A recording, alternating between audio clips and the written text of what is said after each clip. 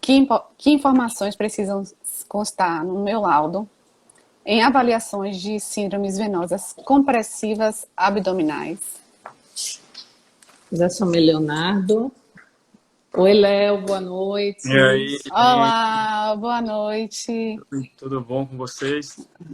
Tudo Tudo bom? jóia. Maravilha.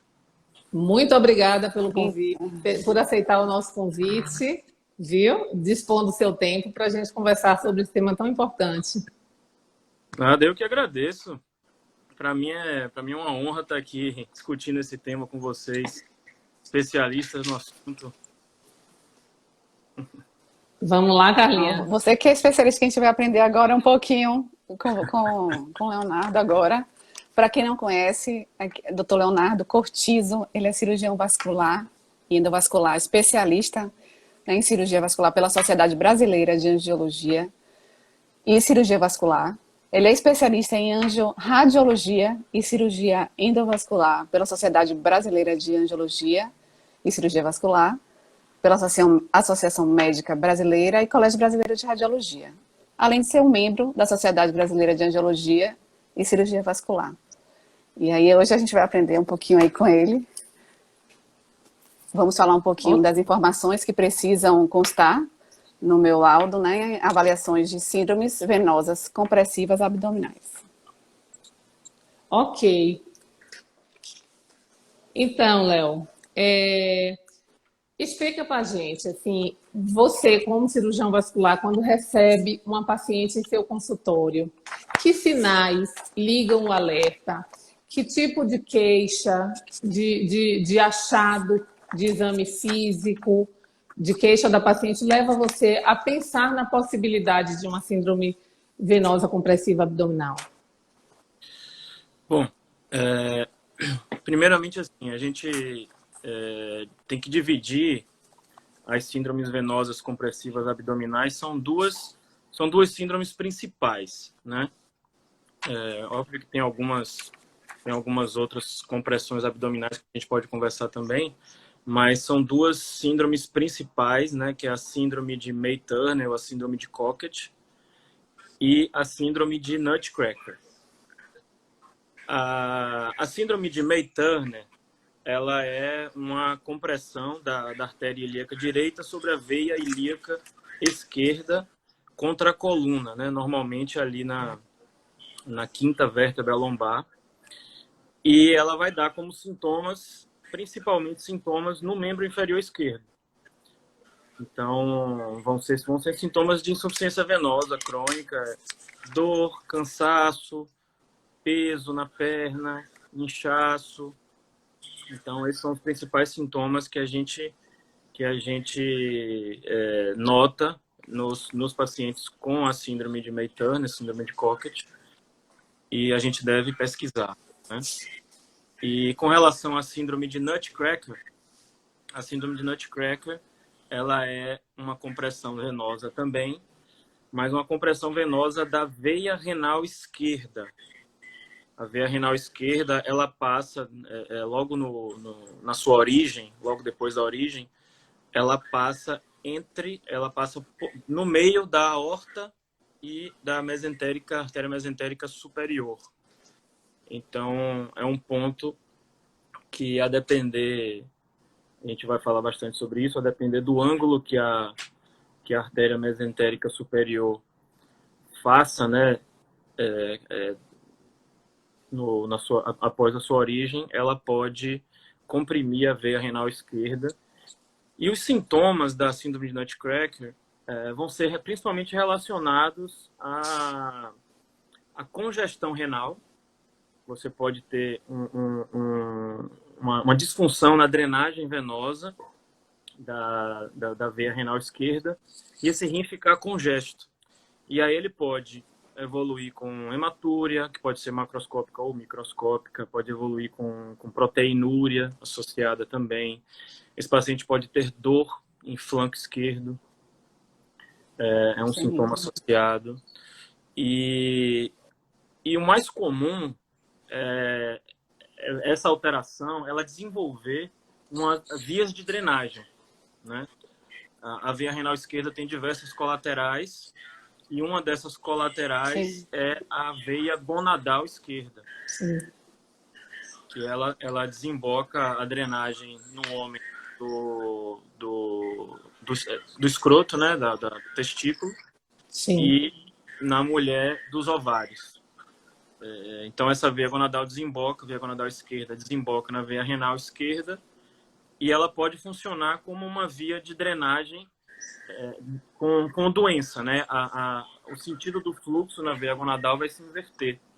Então, ao invés de acontecer a drenagem do ovário, Sim. ele vai ter um sentido Sim. inverso, fazendo uma congestão pélvica. Então, esse paciente vai ter sintomas de congestão pélvica, que seriam sintomas muito parecidos com a congestão venosa da perna, né? Sim. Dor, sensação de peso na região pélvica. Em casos mais graves, até pode vir a aparecer varizes nas regiões vulvares. No homem aparece a varicocele, que é principalmente no testículo do lado esquerdo, né? Então, esses são os principais sintomas. E muitas vezes, essas varizes pélvicas relacionadas à insuficiência ovariana, ela pode também se conectar com as veias do membro inferior esquerdo e vir Sim. a ter sintomas também no membro inferior esquerdo. Então, qualquer desses sintomas, né, que eu tenha citado aqui deve levantar, deve acionar a luzinha para a gente pensar numa síndrome compressiva abdominal, seja uma dessas duas aí que eu citei. Joia. Então, Léo, nesses pacientes que você já descreveu, quais os sinais e os sintomas, partindo assim, desses pacientes assim, com a suspeita de compressão venosa abdominal, como é que você inicia a sua investigação? Através dos exames de imagem? Ótima pergunta. Eu sempre gosto de iniciar minhas investigações com um exame de Doppler, né? Doppler, então, para mim, é sempre o primeiro exame, porque é um exame de fácil execução, barato, né? Não invasivo. Sim. Então, deve sempre fazer parte do início da nossa investigação. O Doppler tem diversas limitações quando a gente vai para o território abdominal, né? Então, na síndrome de Nutcracker, o Doppler, você só vai conseguir ver alguma coisa se o paciente for muito magro, né? For muito magro. Então, normalmente o Doppler não faz parte do exame inicial. Você pode até pedir se o paciente for magro, mas se o paciente não for bem magro, não tiver um biotipo bem magro, você vai ter dificuldades de enxergar alguma alteração, né? E com relação à síndrome de May-Turner, também é um exame que é difícil visualizar, porque é difícil você conseguir chegar com uma imagem boa ali na região da confluência, né? Então, o Doppler tem algumas limitações, mas mesmo assim faz parte da nossa investigação inicial. O Doppler tem algumas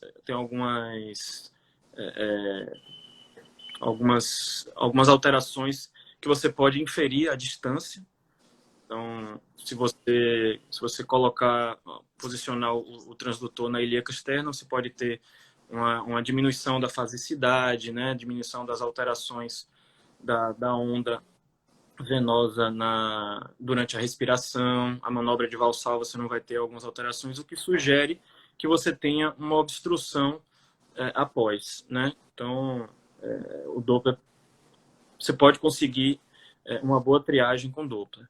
Mas normalmente, se a minha suspeita for muito forte, suspeita clínica muito forte, mesmo com Doppler normal, eu vou solicitar um exame, ou a tomografia, ou a ressonância, que eu acho que é importante a gente ter um exame com maior sensibilidade e especificidade nessas situações. Joia. Então, Léo, como o Dr. Leonardo mesmo falou.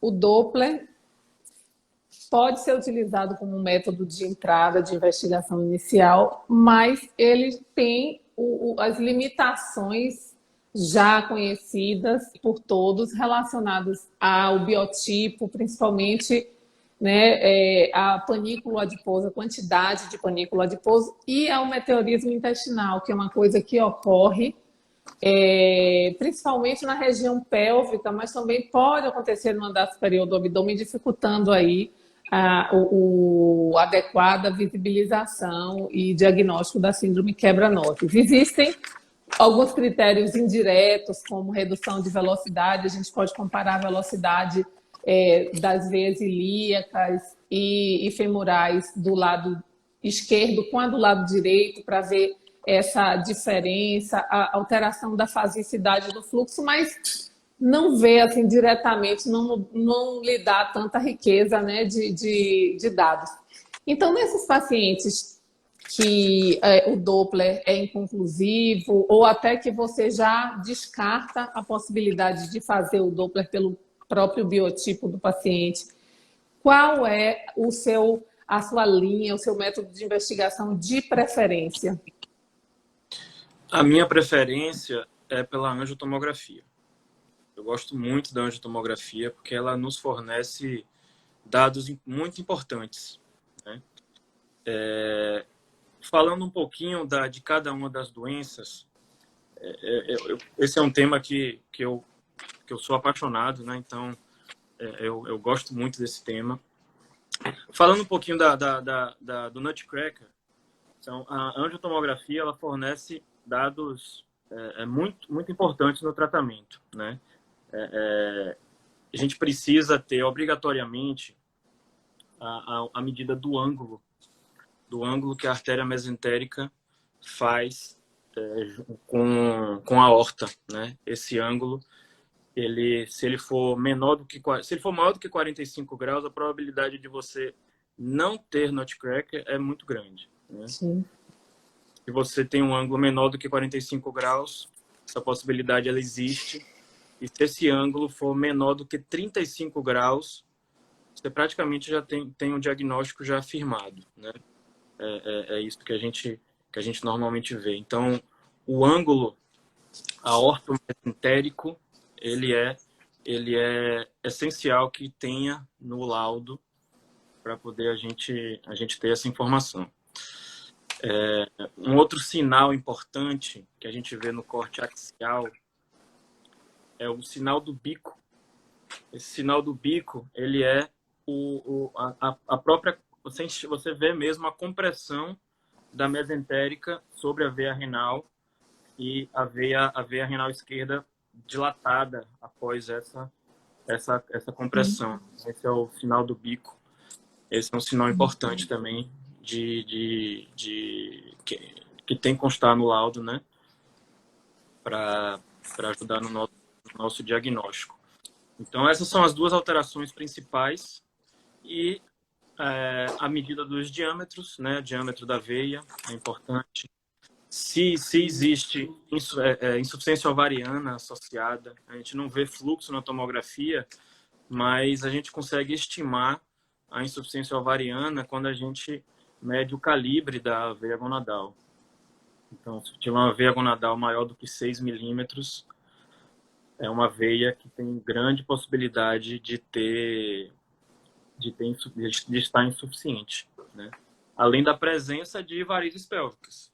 Então, se você tem varizes pélvicas associadas, né, varizes ali ao redor do útero, a probabilidade de você ter uma insuficiência ovariana também é grande. Você pode ter insuficiência ovariana sem ter compressão, uma coisa não está 100% relacionada à outra, né? São doenças que podem estar interligadas, mas que podem existir, uma pode existir sem a outra estar presente, né? Com relação à síndrome de May-Turner, a síndrome de Cockett, ela é importante a gente diferenciar, porque ela se apresenta, na verdade, são 3 doenças diferentes, né? São a mesma doença, mas são 3 escopos clínicos diferentes. A gente, quando olha para a síndrome de Mayturner, síndrome de Cockett, a gente tem que olhar uma situação, é a compressão sem trombose. Sim. A outra é compressão com trombose aguda, com TVP aguda. E a terceira situação é a compressão. Existia uma compressão, teve uma trombose aguda e agora esse paciente tem uma TVP crônica, tem uma trombose crônica desse território. Porque essas três situações vão ser tratadas de forma diferente, né? Sim. Ser tratadas de forma diferente. Então, quando a gente analisa, a gente tem que analisar a síndrome de Mayturner dessa forma. A síndrome de Mayturner, somente a compressão sem trombose aguda, ela é uma condição muito frequente. Ela é frequente, principalmente em mulheres, só que, na maioria das vezes, ela é assintomática, né? E esses casos assintomáticos não precisam ser tratados. A simples compressão não é igual a tratamento, né? Sim, sim. A gente vai tratar apenas aqueles pacientes refratários ao tratamento clínico, né? Então, você tem a compressão, tem o sintoma, trata clinicamente. Como é que a gente trata clinicamente? Com meia compressiva, com flebotônicos e com exercício físico. Então, a gente vai tentando controlar a doença com medidas clínicas. E só vai indicar o tratamento para aqueles pacientes onde as medidas clínicas não tiveram sucesso. Uma outra condição é a compressão com TVP aguda. Compressão com TVP aguda. A gente tem na nossa rotina hoje o tratamento intervencionista com a trombectomia desse segmento, né? Ou seja, a aspiração dos trombos com trombólise e tratar a compressão com stent, né? Então, a nossa rotina é tratar dessa forma. E a terceira condição é aquele paciente que teve uma trombose secundária a uma compressão e evoluiu com uma trombose crônica, ou seja, essa trombose aguda não foi tratada e agora esse paciente tem uma trombose crônica. Nem todos os pacientes com trombose crônica são muito sintomáticos, né? Nem todos vão necessitar tratamento, mas no geral a gente precisa tratar, a gente precisa desobstruir essa veia, a gente precisa recanalizar esse segmento e o tratamento é com stent, angioplastia com stent. Então são essas condições, né? A síndrome de Nutcracker, que eu falei, e esses três escopos clínicos da síndrome de Mayturner que devem ser diferenciados para a gente escolher o melhor tratamento para eles. Certo. Léo, eu vou aproveitar e tirar uma dúvida. Já que você já entrou na área de tomografia também, inicialmente eu gostaria de só conversar que também tem residente que está assistindo a gente. Então, assim, para a gente fazer a medida do ângulo, a gente tem que colocar, fazer uma reconstrução no plano sagital e fazer o cálculo do ângulo. Essa é a primeira observação para quem pode estar pensando como é que a gente faz. Agora eu quero tirar uma dúvida com o Leonardo. No paciente que às vezes chega, esses pacientes que não têm uma trombose visível, né? Pode ter a compressão, mas não tem a trombose, nesse primeiro caso. Existe alguma medida da veia, Léo, que você pensa assim, porque vamos modificar aqui. Na tomo, a gente olha, muitas vezes existe uma compressão da veia, mas a gente fica sem saber como graduar, que é diferente um pouco da artéria. Então, a gente ela é mais complacente, então às vezes tem uma redução do diâmetro antero-posterior, mas ela longitudinalmente, ela é mais comprida, digamos assim. Então, muitas vezes a gente fica na dúvida, até a gente já discutiu sobre isso. E aí eu gostaria de saber sua opinião. Clinicamente, então a clínica vai falar mais alto e a gente dá um laudo descritivo, Ó, o que a gente tem que imaginar, a tomografia, ela é um exame estático, né? E as síndromes compressivas venosas, elas são dinâmicas, né? Elas estão associadas, elas são influenciadas pela pulsação arterial, né? Então, a gente tem a ilíaca direita comprimindo a veia ilíaca esquerda. Esse é um estado dinâmico, né? Muitas vezes a foto que a tomografia tirou pode não corresponder ao nível de compressão. Mas, sendo objetivo, assim, o que a literatura fala sobre o grau de compressão? A gente gradua normalmente as estenoses venosas em maior do que 50% ou menor do que 50%. Né? Esse valor de 50% é um valor meio empírico, mas atribui-se que uma estenose maior que 50% seja capaz de causar sintomas. Então, se você quiser avaliar mesmo questão de diâmetro na compressão, você pode comparar com o grau de compressão, se ele corresponde a mais do que 50% ou menos do que 50%. Mas você falou uma coisa muito, muito interessante. Nesse ponto, a veia ela é achatada, né? Então ela fica mais larga. Exatamente, ela perde a conformação circular, né? Sim. Vai ficar mais achatada, né? Então é complicada. A tomografia, às vezes, ela é complicada por isso, né? Por isso que a tomografia não é o exame padrão ouro para a gente fazer o diagnóstico da compressão, pelo fato de ser um estado dinâmico, né? Então, o exame padrão ouro é realmente um exame invasivo, infelizmente, que é a flebografia associada ao AIVUS, né? Que é o ultrassom intravascular. Porque a gente consegue, o ultrassom intravascular, ele é um catéter que a gente usa durante o procedimento. E ele vai como se fosse um catéter por dentro do vaso e ele consegue olhar o vaso circunferencialmente por dentro, né? É como se fosse um ultrassom endoscópico olhando o esôfago, olhando um outro território, né? O ultrassom intravascular funciona dessa mesma forma. Então ele consegue mostrar para a gente em tempo real a compressão, né? Então esse é o exame padrão ouro e ele faz parte hoje do nosso arsenal de tratamento em 100% dos casos. A gente não entra em cirurgia sem estar com o AIVUS associado. Porque o AIVUS, além de dar diagnóstico, ele também auxilia no posicionamento dos stents. Que isso é uma coisa também extremamente importante. Extremamente importante. Então, respondendo objetivamente sua pergunta, seria uma estenose de 50%. Okay.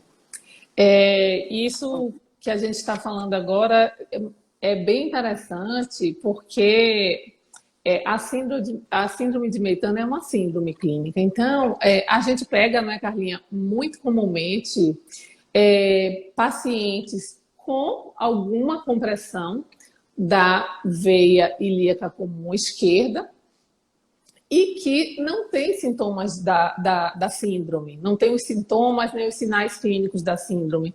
E isso não é uma coisa rara. Isso ocorre com alguma frequência que não é desprezível. Então, a gente não pode tratar a imagem, não é isso, Léo? A gente tem que tratar o paciente, né? E associar os métodos de imagem. Então, assim, é preciso que haja a descrição da compressão e que se solicite a correlação com os dados clínicos, né? Dados de exame físico e os sintomas clínicos. Bom, aqui eu quero falar rapidamente para o radiologista da dificuldade que a gente tem às vezes, você deve pegar alguns exames, de conseguir uma boa opacificação em um exame de veia. É muito mais fácil a gente conseguir uma técnica adequada em uma angio arterial do que em uma angiovenosa, porque a gente pega ali a recirculação, a gente pega o retorno venoso, então é preciso que no exame de veia nós radiologistas injetemos um pouco mais de contraste, não é a dose de contraste padrão que a gente faz para uma aorta, por exemplo, que a gente vai utilizar para uma investigação de síndrome de Meitner. A gente precisa injetar um pouco mais de contraste e essa infusão de contraste precisa ser mais rápida para que não haja tempo suficiente do contraste escapar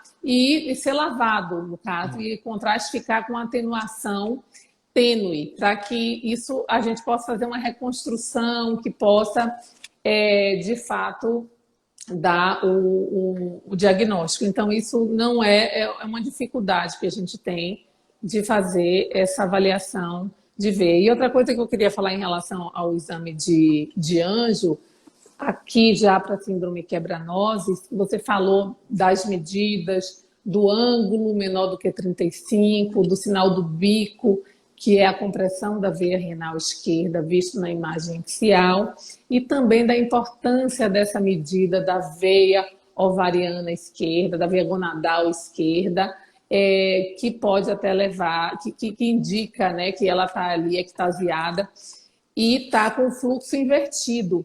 E a gente tem um sinal precoce na angiotomografia, que é a opacificação da veia gonadal esquerda na fase arterial, que isso não é uma coisa que ocorre comumente, isso só ocorre quando existe um refluxo dessa veia gonadal, porque a opacificação das veias renais é um pouco mais precoce. Então, esse contraste reflui e a gente vê, além da ectasia da veia gonadal, a opacificação da veia gonadal já na fase arterial, e é um sinal que nos leva a corrobora mais essa nossa suspeita diagnóstica que tem que ser correlacionada com a clínica.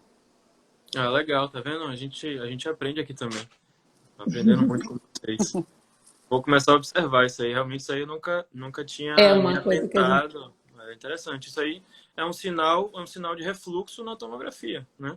Exatamente. Apesar de não ser um exame dinâmico, não é? Isso. Interessante. Outra coisa, só mais uma coisa que eu queria falar, queria que você falasse da sua experiência. A gente sabe que a síndrome de Meitner, ela ocorre por aquela pulsatilidade continuada, repetida, da artéria ilíaca comum direita sobre a veia ilíaca comum esquerda. Eu acho que no AIVO você pode até ver aquelas membranas, que é o espessamento da veia, né, que é muito mais facilmente visto pelo AIVOS. E essas membranas que vão se desenvolvendo culminam com a trombose. Eu queria que você falasse, enfim, em mais ou menos, quantos por cento das pacientes já chegam nessa fase tardia, de chegar já no seu consultório já com a trombose? Normalmente a trombose não chega no consultório, né? Chega na emergência. Na emergência, chega na emergência. Atualmente, a nossa equipe aqui trata mais ou menos 8 a 10 casos de TVP aguda secundária a uma compressão, né, por ano. Então, não é uma coisa muito frequente, mas também não é desprezível, né? O que acontece nessas situações é exatamente isso, né? Essa compressão dinâmica secundária à pulsatilidade, né, da artéria ilíaca direita. O que acontece? Você vai causando trauma repetitivo ali, né, na parede da veia. E esse trauma repetitivo faz com que desenvolva uma reação inflamatória dentro da veia e vai formando uma fibrose ali dentro, né? Então, isso vai acontecendo ao longo dos anos. Vira uma coisa crônica. E essa fibrose, ela pode ser intensa a ponto de obstruir a veia toda, né? Você tem uma obstrução sem ter trombose, né? Você pode ter trombose. Existem vários graus de Meitner, né? De Cockett, que vai desde a compressão simples, sem nenhuma trave intraluminal, até a oclusão completa da artéria ilíaca comum direita, Sim, a veia ilíaca como esquerda. sim. Então, são vários graus, né? E não necessariamente o paciente vai ter trombose, porque a trombose ou não vai depender muito da quantidade de circulação colateral que tem. Se tiver muita circulação colateral, esse paciente pode não ter sintoma, né? Sim, sim. E muitas vezes você tem a compressão, não tem trombose, mas a trombose ela vai ser desencadeada por algum fator desencadeante, né? Porque a gente tem trombose, né? As pessoas têm trombose venosa, principalmente quando elas começam a somar diferentes fatores de risco para trombose, né? Muita gente fala que o anticoncepcional aumenta o risco de ter trombose. O Sim. anticoncepcional em si, aumenta o risco pouco, não é muito, é pouco. A ponto de que ninguém suspende anticoncepcional. Ninguém vai parar de dar anticoncepcional para o paciente. É um risco, mas é um risco pequeno. Mas quando você soma o anticoncepcional, quando você soma um procedimento cirúrgico e ainda soma-se a isso uma compressão abdominal, você está aí com 3 fatores de risco para o paciente ter trombose. É aí Sim, que a trombose acontece, né? É sim. aí que a trombose acontece. Por isso que nesses pacientes que não tiveram trombose e têm sintomas muito importantes, a gente tem que tomar precauções, né? É importante a gente fazer o diagnóstico, né? Para ele saber que existe, saber que tem a doença, saber que tem o problema, e a partir disso tomar precauções caso venha a se submeter a algum fator de risco desse a mais. Uma coisa que eu queria chamar a atenção, Carlinha, quando você fez a pergunta da quantidade de estenose, eu vi que alguém perguntou aqui, alguém comentou aqui de que é difícil falar em compressão pela tomografia. Realmente é difícil mesmo, porque é um exame dinâmico. E quando a gente tem trombose Hum, aguda associada, a veia naturalmente ela já dilata. Então a gente vê a veia sim. aumentada de tamanho, né? Esses são um dos Sim. critérios, tanto no Doppler quanto na tomografia. E aí essa compressão pode ficar falsa. Que você Sim. tem a inflamação ali, a veia cresce de tamanho, às vezes a veia tá endurecida, empurra a artéria para cima, então você acha que não tem compressão. A gente já tratando esses pacientes na fase aguda, a gente viu muito isso. A gente olhava para a tomografia, aqui não tem compressão não.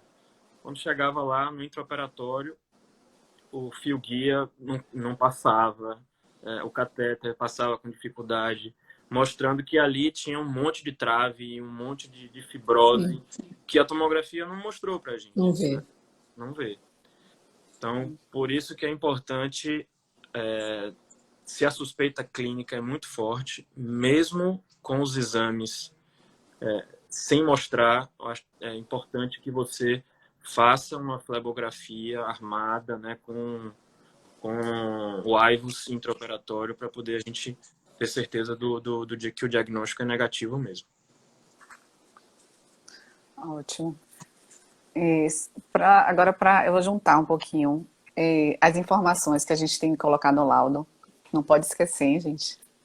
Então, assim, a angiotomografia venosa, ela vai nos dar várias informações que vamos ajudar o colega para planejar o tratamento cirúrgico. Então, a gente vai falar se as veias estão pévias, se elas têm algum grau de estenose, se tem algum espessamento parietal que a gente consegue ver também. Por isso que é importante fazer mais de uma fase venosa do exame, tá bom?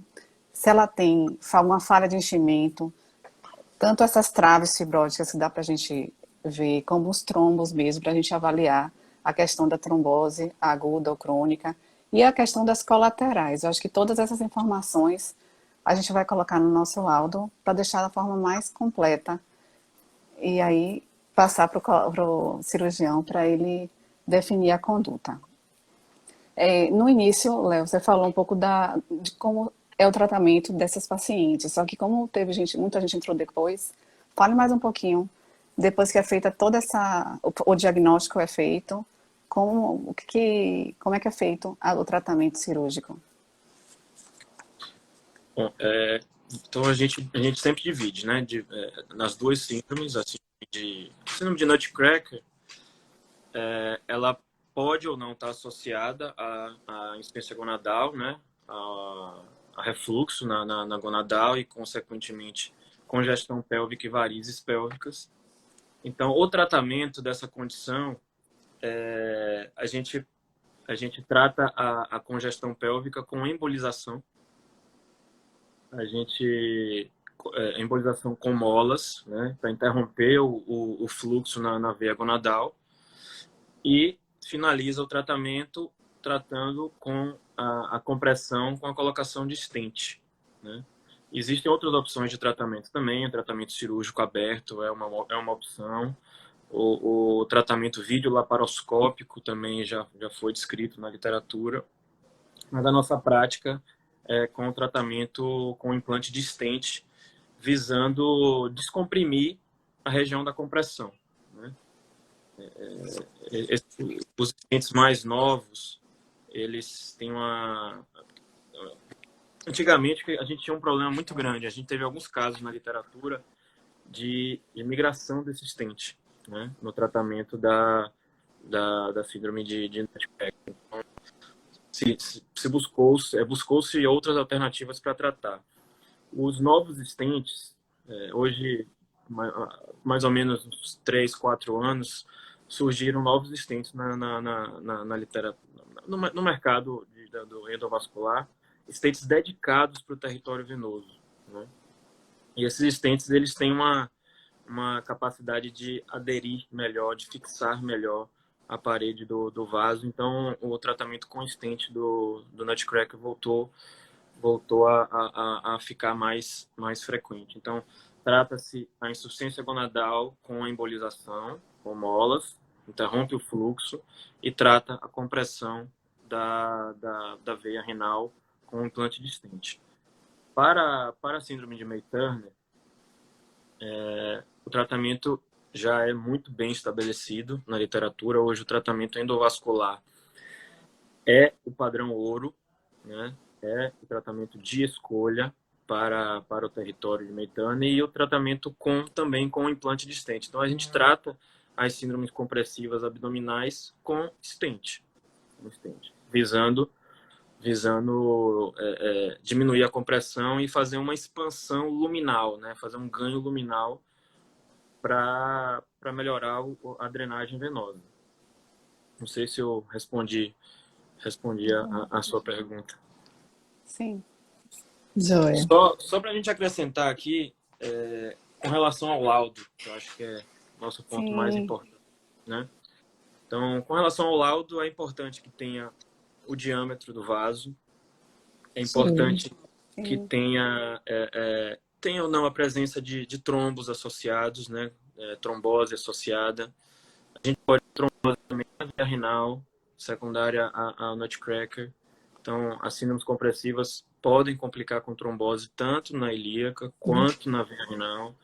A gente já teve caso de trombose aguda de veia renal e deve ser tratada, porque a trombose aguda da veia renal pode resultar em insuficiência renal, né? Sim.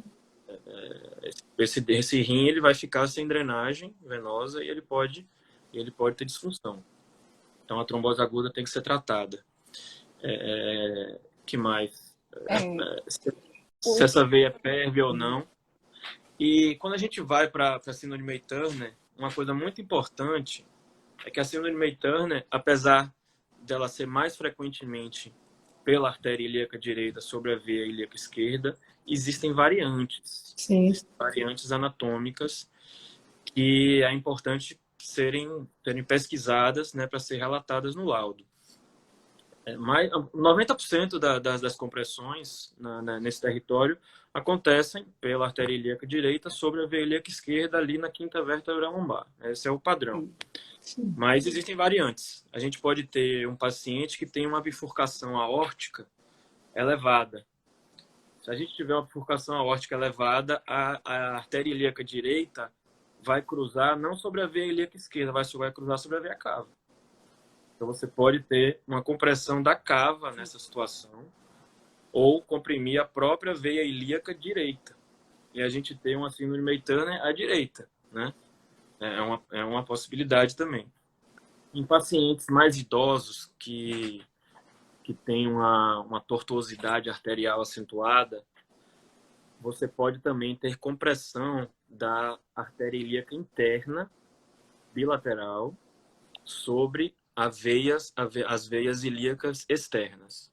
É um outro ponto também que pode haver compressão.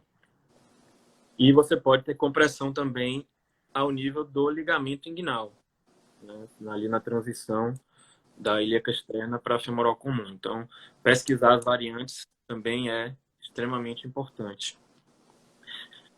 Uma coisa que eu tenho percebido na minha prática e que os novos stents vieram a ensinar isso para a gente, a confluência iliocaval, ela não acontece num padrão uniforme, né? A angulação que a veia ilíaca esquerda entra, né, converge com a veia ilíaca direita, acontece em ângulos diferentes. Mas aí por que isso é importante, né? Isso está começando a ganhar um pouco de terreno, né? Mas ainda não tem nada estabelecido a respeito disso.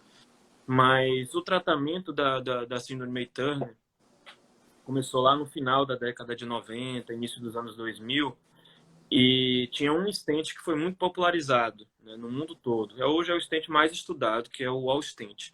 Mas não foi, o wall stent não é um stent que foi desenvolvido para veia. Não foi desenvolvido para veia, ele foi desenvolvido para artéria e que acabou usando na veia e deu certo, né? Só que esse stent ele não tem uma força radial muito grande, ele não tem a capacidade de expandir a compressão de uma forma muito,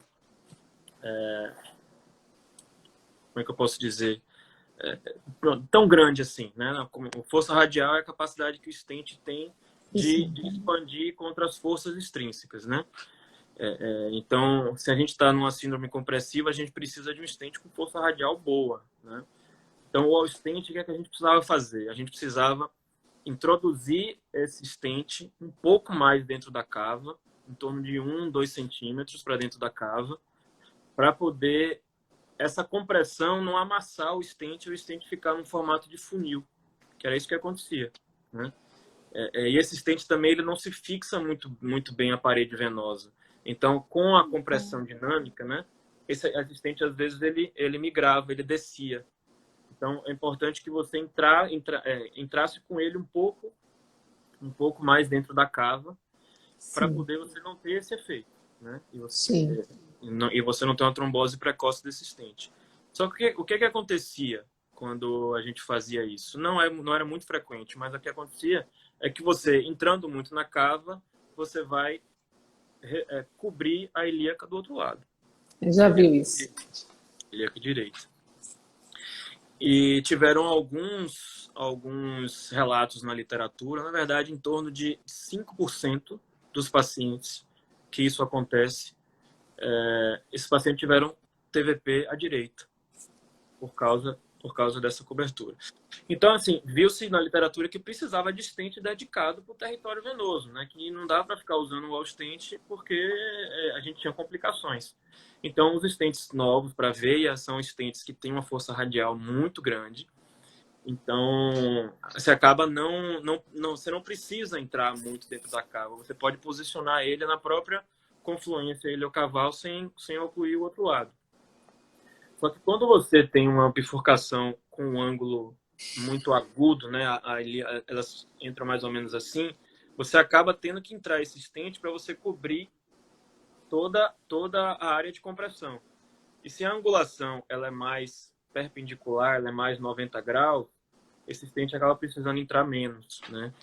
Então, futuramente, provavelmente, isso vai ser um dos critérios também de importância no laudo da tomografia, que é a angulação da confluência iliocaval. Ótimo. Legal. Léo, só Então, para finalizar, tá, vá, Carlinha. só uma questão que você falou do laudo da angiotomografia, da questão da medida do calibre da veia, porque realmente, assim, para nós radiologistas, realmente a gente sabe, assim, já é, assim, você medir uma artéria, ok, mas assim, a gente não tem o costume, quem não faz, né, que não faz a parte vascular, não tem o costume de medir veia. Então, assim, só para deixar claro, essa medida de veia que você refere seria no local da estenose e no segmento que está com calibre normal, no caso do Cocket. Na síndrome de Nutcracker, Sim. isso já está bem estabelecido. Você vai medir o diâmetro na compressão e o diâmetro próximo do hilo renal, né? Certo. E se esse diâmetro for, aí você calcula a razão, se essa razão for maior do que 4,9, ou seja, o que significaria uma estenose de 50%, né? É mais um critério para você avaliar a compressão. No May Turner não tem isso, né? Não tem isso bem estabelecido igual tem para Nutcracker, justamente pelo fato desse achatamento que a veia tem. Então medir o diâmetro ali não vai ajudar muito, porque se essa veia vai achatar e você medir o diâmetro assim, você vai estar com um diâmetro falso, né? Então o que você pode fazer é medir o diâmetro na porção normal da veia. É mais mesmo para guiar o tamanho do stent que você pode precisar utilizar no seu tratamento. É mais para isso mesmo. Obrigada, Léo. Bom, em relação a isso, eu quero aqui falar que às vezes é um desafio muito grande dar o diagnóstico, levantar a suspeita, que a gente não dá o diagnóstico da síndrome de May Turner porque precisa da correlação clínica. Sim. No caso da síndrome quebra-nozes, é muito mais, nós temos parâmetros mais objetivos. Tem a medida da distância aortomesentérica, tem a medida do ângulo aortomesentérico. Essas pacientes habitualmente não têm aquela gordura subcutânea, aquela gordura retroperitoneal, aquela gordura perivascular que separa, né, a veia renal da artéria mesentérica superior. Essas pacientes têm um colchão de gordura reduzido. Você pode ver a dilatação da veia gonadal, você pode ver o refluxo, são critérios mais objetivos. E essa dilatação também da veia renal. No caso da síndrome de May Turner, é mais complicado, porque se você não pega um quadro clássico, com uma redução significativa, com a dilatação venosa adjacente à estenose, com aquela riqueza de varizes pélvicas mais à esquerda, então você fica em dúvida. Inclusive, é complicado você ver algumas traves fibrosas finas na tomografia, porque essas traves fibrosas finas, muitas vezes a opacificação venosa nem sempre é uma opacificação forte, realmente significativa. Às vezes a gente não consegue, por parâmetros até do próprio paciente, a gente não consegue uma boa opacificação venosa e às vezes é difícil realmente diagnosticar, ver essas traves fibrosas. Então, muitas vezes o laudo fica inconclusivo e correlacionar com os dados clínicos. Mas como você estava falando da questão dos stents, vamos partir para o segmento pós-operatório. Nós mesmos já vimos casos de stent que foi em direção à veia cava inferior, fechou a entrada da veia ilíaca e a paciente acabou desenvolvendo trombose da ilíaca direita. Nós já tivemos casos assim. O que você espera? Como você como você costuma fazer o segmento pós-operatório das suas pacientes e quais medidas a imagem, quais parâmetros a imagem precisa lhe fornecer nesses casos? Bom, na minha rotina, esses pacientes eu normalmente faço um Doppler controle, mais ou menos entre o 15º dia e o 30º dia, e uma angioterceiro controle. Eu faço as duas coisas, sempre, padronizado no primeiro mês de acompanhamento. O Doppler fornece inúmeras informações para mim, perviedade do stent, o fluxo, né? O influxo venoso, porque uma das coisas mais importantes hoje para a perviedade desse stent é o quanto de sangue está vindo da perna, o fluxo venoso dos membros inferiores. Isso é muito importante, né? Porque se você tiver uma doença muito, muito importante nos membros inferiores, esse stent pode não durar muito tempo, né? Sim, Pode ter uma permeabilidade ruim. sim, Então, eu preciso dessas informações. E a angiotomografia, dos primeiros 30 dias, ela vai me fornecer os detalhes do posicionamento do stent, sim, né? Qual a extensão, se a extensão do stent está adequada ou não, se ficou alguma estenose residual. E uma das informações mais importantes da tomografia é o grau de hiperplasia miointimal que pode vir a desenvolver. sim, A gente vê comumente o paciente fazer em torno de 25% de hiperplasia no stent, até 50% já acontece também. Então, a tomografia vai me dar essa informação para saber como eu vou seguir esse paciente depois dali. Se eu sim, vou intensificar na anticoagulação do paciente, se eu vou ter que reintervir nesse paciente. Se o paciente tiver uma estenose maior do que 50% intrastent, uma hiperplasia maior que 50% intrastent, provavelmente eu vou ter que fazer uma angioplastia desse segmento. Porque senão a perviedade desse stent pode não ser muito grande, né? Então, eu preciso dessas informações precocemente após o tratamento, que são o grau de hiperplasia miointimal sim. e a análise de fluxo, tanto intrastent quanto do influxo venoso. Normalmente, com 30 dias, eu tenho esses dois exames e a partir daí vai ser caso a caso, né? O Doppler sempre. Então, o Doppler no primeiro mês, no terceiro mês, no sexto mês, um ano, depois a cada 6 meses, essa paciente vai voltar no consultório com o Doppler, porque é importante esse segmento, né? Os trabalhos mostram uma perviedade excelente do stent venoso, muito melhor do que o stent arterial, né? Pacientes com 10 anos de segmento, mais de 80% de perviedade, mas é importante você detectar essas alterações que eu falei precocemente, Sim. porque se esse stent ocluir, a trombectomia desse stent, a remoção desses trombos, ela é muito difícil. E se você for abordar uma trombose de stent com mais de 15 dias de evolução, fica mais difícil ainda. Então a chance de insucesso é alta.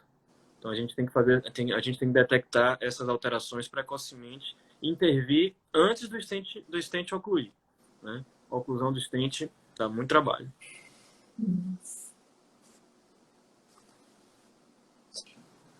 Ok. Tem uma pergunta aqui de Adriana Rosário. Antes de eu fazer a outra pergunta, ela pergunta aqui, nos pacientes pré-embolização para tratamento de varicocele, o que se precisa relatar no laudo para o sucesso da embolização?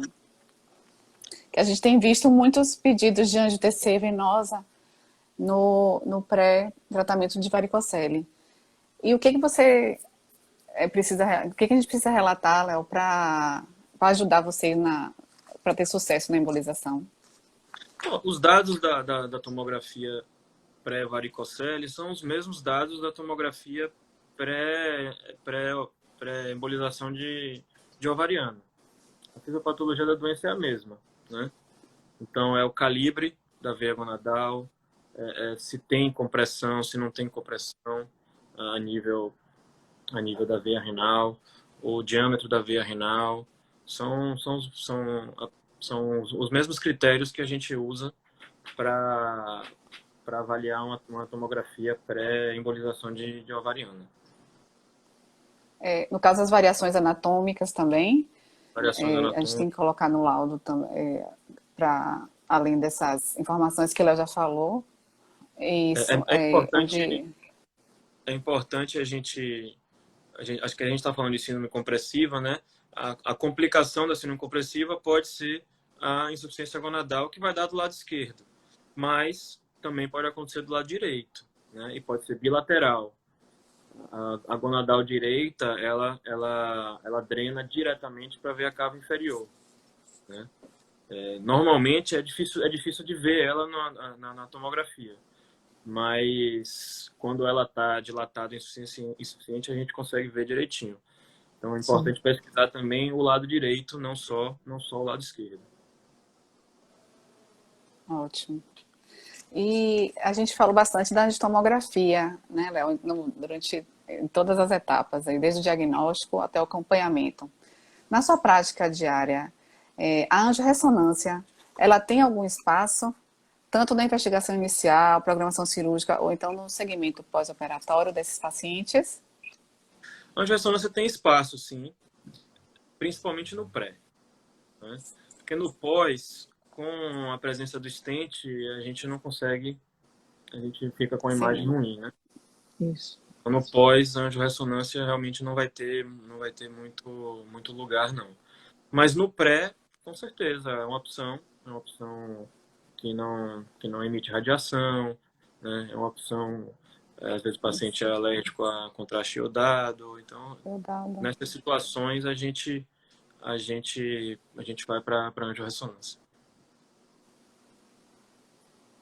Joia. Então, é usado como método alternativo, né? A angiorressonância, e pode dar belíssimas imagens. Nós mesmos temos belas imagens de quebranoses, de Meitner com a angiorressonância, mas como nós sabemos, gente, a angiorressonância é um luminograma. Então, no pós-operatório, a gente não vai ver, por exemplo, o espessamento intraestente que pode levar à estenose, que o doutor Leonardo falou, a gente não vai ver informações do stent propriamente dito. O stent a gente não vai conseguir ver para ver o posicionamento do stent.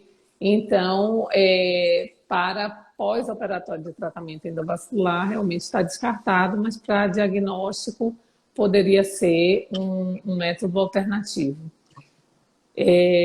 Nossas informações foram valiosíssimas, assim, para a gente anotar, fazer um belíssimo resumo. Eu acho que para quem assistiu a live inteira, a gente até vai fazer um resumo, não é, Carlinha? Porque, assim, para quem acompanhou tudo, sim, e a gente fazendo uma compilação, vai, assim, melhorar dramaticamente os laudos de avaliação de quebranoses e avaliação de Meitner. Eu agradeço imensamente, Léo. Muito obrigada. Muito obrigada. Eu que agradeço a vocês, uma oportunidade enorme estar aqui, né? A gente tem uma excelente convivência aí nos hospitais e laudando nossos pacientes em comuns. Então é um prazer enorme estar aqui discutindo esse tema com vocês. Eu também gostaria de agradecer, a Adriana já falou em nome do Imagem Vascular, nosso nome, né? Que a gente tem um trabalho, é isso que é importante, que a gente gosta de passar sempre para os residentes, que é muito importante a gente estar junto do médico solicitante, buscando saber quais as informações que são necessárias para o nosso laudo ficar completo, para melhorar o planejamento cirúrgico, no pós-operatório, o que a gente precisa relatar. Então, isso tudo a gente tem que estar próximo dos médicos solicitantes, porque é através deles que eles vão passar para a gente as informações necessárias para o melhor tratamento e acompanhamento desses pacientes. Leonardo, muito obrigada pelas informações, e realmente a gente vai fazer um resumo que a gente vai postar no feed. Tanto a live vai estar salva no feed, quanto o nosso resuminho também dessa live. Obrigada. Maravilha. Obrigado, meninas. Tchau, gente. Boa noite. Tchau, boa noite.